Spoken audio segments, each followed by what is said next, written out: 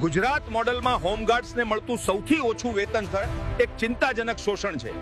ભારતમાં હોમગાર્ડ્સને સૌથી ઓછું વેતન ગુજરાત મોડલમાં આપવામાં આવે છે. એ જ ગુજરાત મોડલ જેની રાજકીય નેતાઓ ફાંકા ફોજદારીના દાવા સાથે ભારતભરમાં વખાણ કરે છે. ગુજરાતના હોમગાર્ડ્સને માત્ર 850 રૂપિયા પ્રતિદિન વેતન આપવામાં આવે છે, એટલે કે મહિને માત્ર 13,500 રૂપિયાની આસપાસ.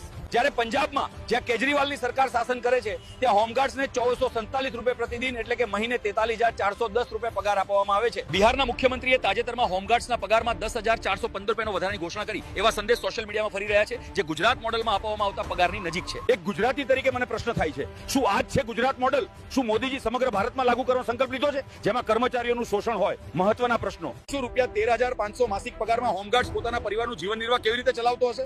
શું આ શોષણ સામે રાજકીય ભક્તો અવાજ ઉઠાવશે કે માત્ર હિન્દુત્વની એકતાની વાતો કરશે? શું ગુજરાતના મુખ્યમંત્રી હોમગાર્ડ્સના વેતનમાં સુધારો લાવશે?